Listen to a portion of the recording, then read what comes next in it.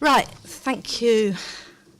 My name is Mary Waite, and says I am on the Trainee Consultant Practitioner Programme.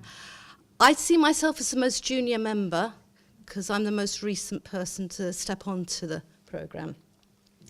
Bit about my background. I am an occupational therapist.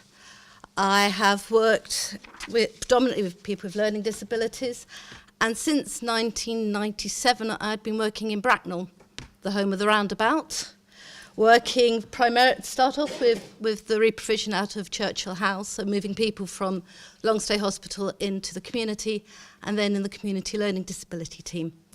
During my time there, I've been really lucky. I've managed to do a master's in profound learning disability and also a PhD looking at how people with learning disabilities understand mental health. And now I've been privileged enough to join the Trainee Consultant Practitioner Programme. The domains get talked about, so I'm going to do this really quickly. So, as you know, there's four. There's clinical, leadership, education and training, and the service through development of research and evaluation. And I'm going to talk a bit about all of those and my experience. This is very much my experience of what's been happening. So the first bit is clinical. I am coming to the end of my first placement. I've been a community OT for years, and I went into the hospital and worked with the Learning Disability Coordinator, Jane Waldridge, over at the Royal Berkshire Hospital in Reading. The posts of Learning Disability Coordinators are quite new. They arose out of two MenCap reports, Treat Me Right and Deaf by Indifference, and then the Michaels report in 2008 called Healthcare for All, which looked at the experience of adults with learning disabilities in hospitals, and it was found to be lacking. There were some horrendous stories that came out from those reports. So the result is that we have learning disability coordinators or liaison nurses in about 50% of the hospitals in the UK. And the Royal Berks is really lucky because it's got one. And the post has been there for about the last 8 years. Now, the role of the consultant, of the coordinator, is around supporting people with a learning disability when they come into hospital. That could be through a hospital passport, so the staff know what somebody needs. It could be providing easy read information. It could be around talking to someone, doing mental capacity assessments, looking at consent, looking at reasonable adjustments for when somebody comes into hospital so the experience is facilitated. It could be holding lots of meetings for discharge, whatever, and on occasions it can be about helping make sure someone's adequately supported in hospital by having their own carers there, and then the hospital sort of negotiates about that. What I've learned quite a lot of stuff medical. So community OT for years, and I've learned a lot about some of the health conditions that the people with learning disabilities encounter. A lot about PEGs, quite a few pneumonias acquired in hospital or otherwise, quite a lot of stomach problems as well.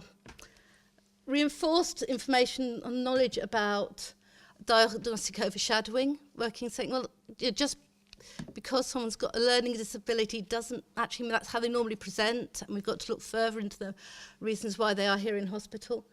And also looking at sometimes the differential diagnosis. It's very easy, especially from a community background, you see somebody who's older, has Down syndrome, is not doing too well to think, dementia. And actually start thinking, no, it could be a medical condition. So thinking around some of those issues. Also done a lot about meetings and communication, especially with the person with the learning disability, their family carers or their other carers. Linking in with the community learning disability teams out there in Berkshire, with other service providers. It could be education, it could be support provider and the hospital, and so that we can work together to facilitate those reasonable adjustments so somebody can come in and have that CT scan, that decisions are made in the person's best interests if they lack capacity, and also that the discharge is safe and secure when they go home.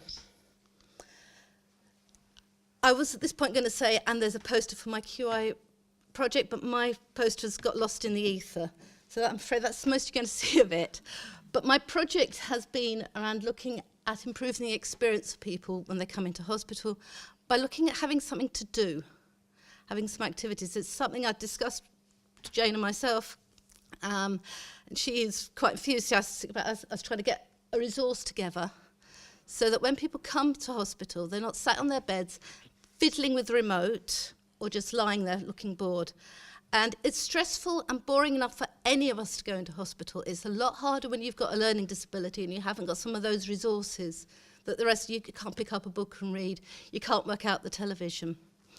So the project has been around finding out whether people thought that was a good idea, finding somebody with some money, and hopefully eventually getting some bits and pieces together. So things I felt I'd learnt from my project. One was going out and speaking to people. That was brilliant. Got some really great stories about people's experiences, both good and bad from when they'd been in the hospital, but it was really interesting to go and hear them and let their voice get heard. Also, I was really impressed by the support from other people within the hospitals. The estates department, the hospital charity who gave them some money. People were really positive and helpful. And finally, trying to look at some of the sustainability of it. I'm at the Royal Berks until December the 16th. The project will continue. So we've been out trying to involve people in the community from either self-advocacy groups or a local partnership board to help Jane with the project so that when we've got a resource up and running, we've got some volunteers who are going to be out there helping lend out bits of equipment so that people can be active. And the equipment will be stuff like some sensory pieces, some drawing, a DVD player, those just stuff so that people can be in hospital, that we can reduce their stress levels and we can hopefully reduce their boredom. And it's ongoing. It will, I hope, continue long after I've disappeared elsewhere. From the leadership side of things, I have done my self-assessment in the 360-degree assessments, which were interesting experiences. I was really lucky to go on a leadership course that was set up through Wessex and Thames Valley, looking into transforming care. And myself and Jana, we did the first 2 days, which was the Franklin Covey, which is got right, 7 habits for leaders. It has a lot of very interesting tools. As a therapist, a lot of what they're saying seemed pretty normal things to be doing, but the tools have been really useful, especially the one on time management, which is something I'm not very good at. And I've also maintained links with my fellow OTs back in Berkshire, within learning disabilities, and also towards the College of OTs by being part of the specialist section and then joining some of the other professional bodies, so like the British Institute of Learning Disability and PMLD Network, trying to get more information about what's out there, what's happening. Education and training, I have been really lucky to go to a couple of conferences. And again, you pick up so much from just going to the conferences. The Build conference had representation of people who were doing work with advocacy with parents of a learning disability, which was fascinating to hear about. A brilliant project in Lambeth working on daytime activities for people with profound and multiple learning disabilities. So that's been great to have that opportunity. In the new year, I hope to go off and do some work on sensory integration. Sensory integration is something that us OTs really like, about understanding the world through your senses and how you integrate that information together. And looking at it from, we've always used it in a learning disability context, but to develop my skills and knowledge in that area. And then passing on knowledge. I'm due next month to go and talk to student nurses at the University of Hertfordshire regarding occupational therapy and people with profound and multiple learning disabilities. And whilst a lot of that will come from my previous community work, some of what I have learned in the hospital as well is going to come into that and influence. So it's developed. The last area, the development, service through development through research and evaluation. So I'm a bit unusual because I've come in with the PhD already. And I keep saying I really don't want to go through the Viva experience again. Actually, Viva was okay. It's writing up the thesis, which is something else. And the process, part of this, apart from the QI projects, but also I really hope to be able to try and develop some postdoc research. I think I've got an academic sponsor, looking at Juliet, so yeah. And the idea would be to look at accessible information for people with learning disabilities, but through websites. We are using the web so much these days, and it would be a pity for people with learning disabilities to be left out. And also, it's such a versatile tool, it must be something that we can use to help people. So I want to start trying to bring together some research to really look at how people access the internet. So I've started on June the 1st. The last 6 months or so had a lot of frustrations. I have felt like a fish out of water at the Royal Berks. I have so missed going out and doing home visits, and yet I've really learnt so much there. I've felt quite frustrated at times that there's stuff that I know that we do in the community that's not coming over into the acute, or stuff that we could be doing in the community that would really benefit people in the acute, particular assessments, or even making sure that we get really good hospital passports and communication passports. The fact that the quality improvement project won't be finished is a bit frustrating. I'd love to have got it all together, but the ways of the health service go slowly, especially when you're asking somebody to buy you equipment. It takes a bit of time to get everything together. However, there's some really good times as well. It has been great. The team at the Royal Berks are lovely. They've been very supportive. I've been based with Jane within the safeguarding office, and they have been really supportive and great. I feel I've learnt so much trying to write it all down, trying to reflect on it and just think it over. And I'm really pleased that hopefully I'm going to get some of this research around accessible information together, because accessible information has been something I've worked on for the last few years and would really like to develop it. What happens next?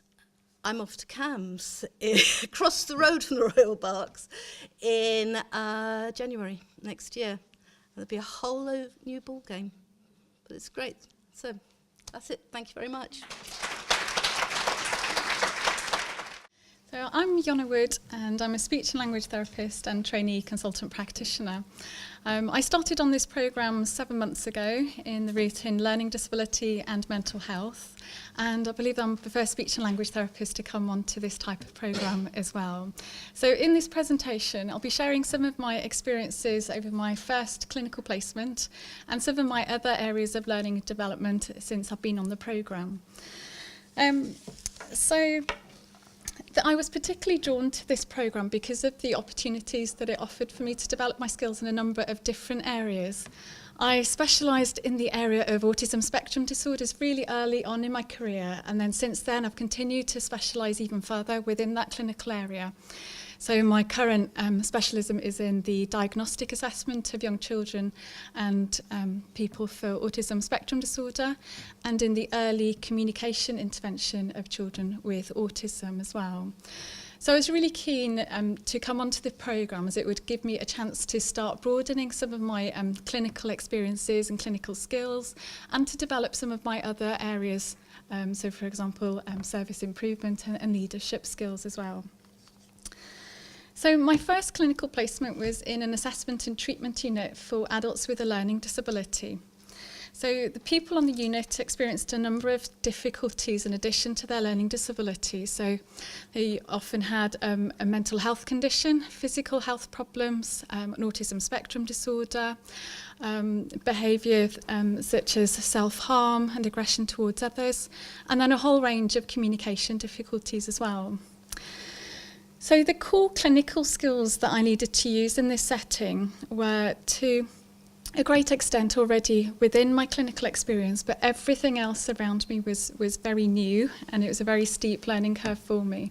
So this was my first experience of working in an inpatient hospital setting, my first experience of working with adults with a learning disability, and working closely with nursing and support staff was also very new to me.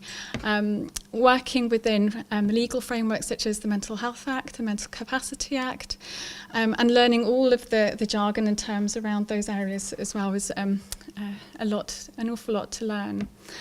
In terms of my clinical work on the unit, it was extremely satisfying and very enjoyable, and very varied as well. So, for example, one piece of work was around supporting one of our gentlemen to go and attend hospital appointments for some dental treatment. So my role in that was to work with that individual to make sure that he fully understood what was involved, why that dental treatment was needed, the consequences of perhaps not having that treatment, and also working with the team that would be seeing him to make sure that his needs were well understood, that the best ways of communicating and interacting with him were used. And as well as that specific clinical work, I spent an awful lot of time just working alongside the staff on the unit, and I find that that was incredibly valuable. That gave me a chance to really get to know the team, how they worked, get to know the people there, and to build up that relationship and trust with them. And while doing that, taking the opportunity to demonstrate communication strategies and to talk to staff about communication.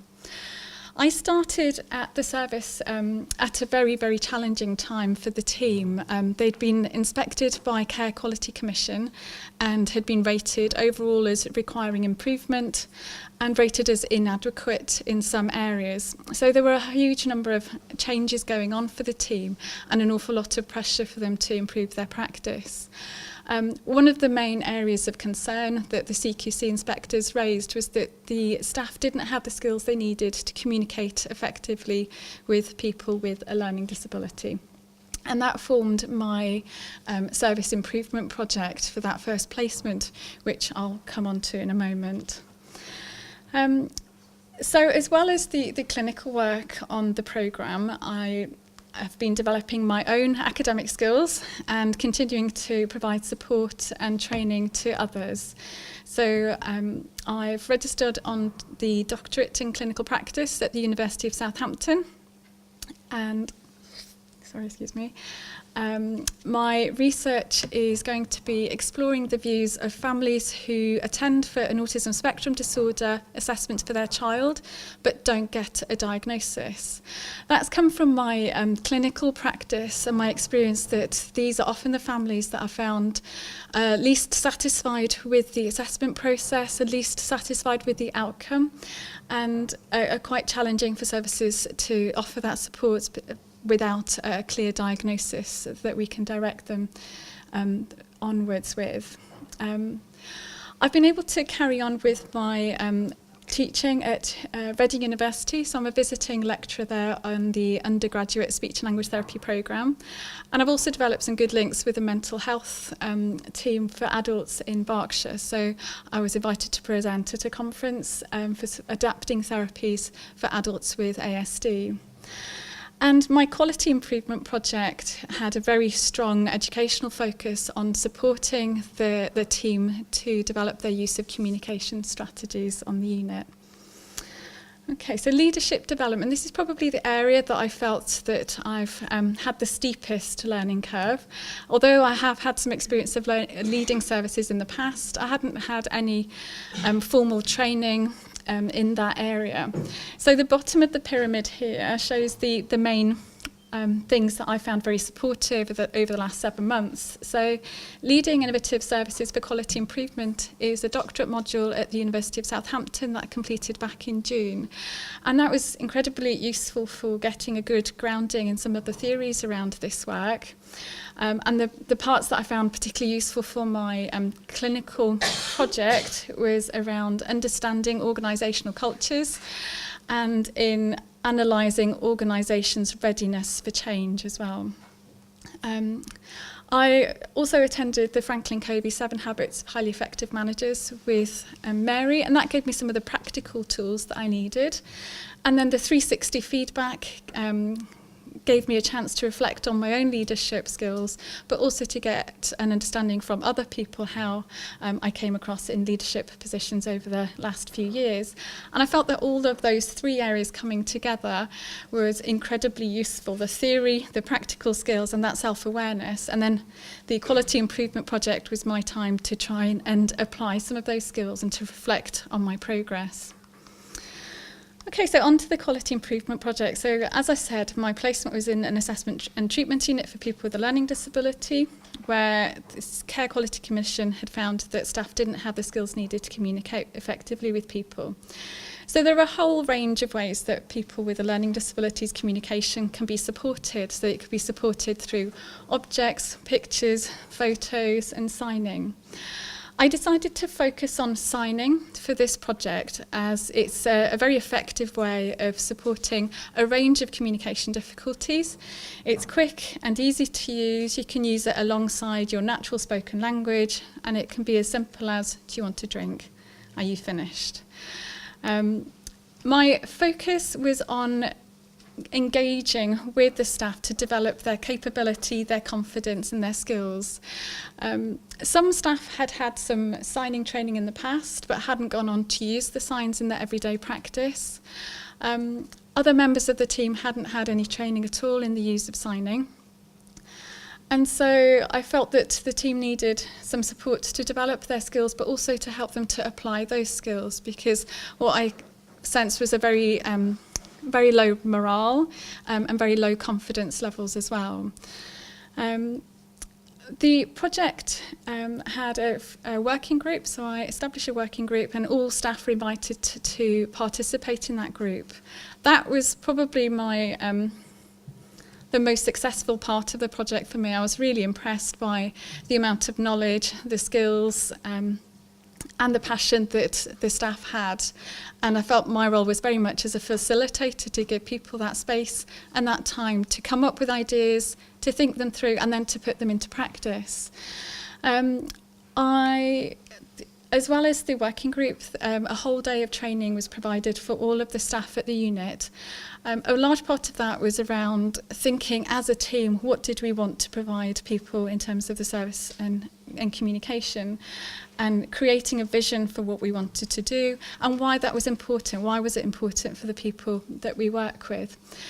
Alongside that, I did teach some signs, but an awful lot of the day was around activities to help staff to become learners themselves and to feel confident, doing things like looking at signs like this one, working out what the picture is telling you to do, and then having a go at using them, because it's impossible to teach a group every single sign that they need to use across the day. We agreed with the managers that we would focus on words relating to food and drink only at the beginning. That was important as it would limit the vocabulary that the staff needed to learn. But I felt that there were activities that happened so frequently across the day that they would still get plenty of practice. And the initial results were very, very positive. So I directly observed staff before the project began, and we were at 15%. So 15% of the target words, so words relating to food and drink, were signed. And then after the project, it was at 100%. Obviously, there are issues with direct observation influencing the practice that we see, but I felt that within this project that was a very positive thing, because anything that meant that staff were using signing meant that other staff were seeing that good practice happening, and a shift in that culture of not signing to a culture that we do sign.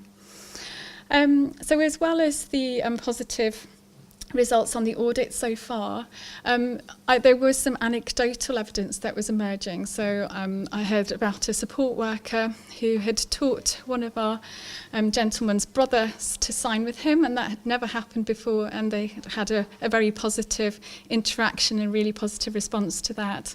And I was also told about 2 people on the unit who were signing with each other, which is also really, really positive. So the impact professionally, so as I said, the main area of learning for me on this project was the value of collaborating really closely with the team and giving them a time to come up with their own ideas. They were very, very positive, and very keen to learn more as well. So here some of the comments that came up: you're improving by IT skills, when's the advanced course? And somebody said that after a day working through part of the project with me that they'd felt inspired to go on to book onto an IT course as well. And then impact on the organisation. I was very aware when I started on the programme that I would be there for 6 months and I would have to leave, and that I may or may not have somebody to pass this work on to. So it's very much focused on making sure that the resources were in place, making sure that things such as the training packages are all there, ready to be used again. The audit is ongoing, and that's been shared between the team. And now there's an induction pack for communication as well. So that's available for all staff and has been integrated into the unit's supervision framework. And finally, what next? So I've really enjoyed my first placement, and I feel very lucky to have got a place on the programme. I've been hugely supported by Gwen, my mentor for the placement, and by Alison, the community speech and language therapist, who's been very generous with her time and resources as well. I was very sad to leave this placement, and it's quite hard to let go of the project as well. But I have recently started at the University of Reading Centre for Autism, so I'm looking forward to developing my clinical practice in that more academic environment. Thank you.